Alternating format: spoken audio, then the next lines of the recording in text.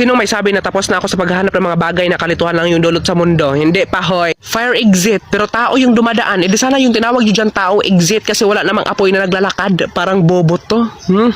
Eggplant daw. Asan yung egg? Nasa tindahan yung egg. Wala dyan sa plant nyo. Eggplant pero walang egg. Diyos ko, Department of Agriculture, pakipalitan po yung English ng talong. Char. Manila paper pero binebenta sa probinsya. Akala ko ba Manila paper? Sa inyo na yan, tapos gagawa na lang kami ng probinsya paper. Kanya-kanya to, hoy. Corn beef pero walang mais. Pinagloloko tayo ng mga dilatang ito, syuta kayo.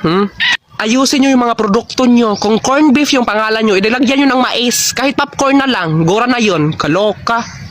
Eto pa, sa lahat ng bank na alam ko, eto lang yung walang ATM machine.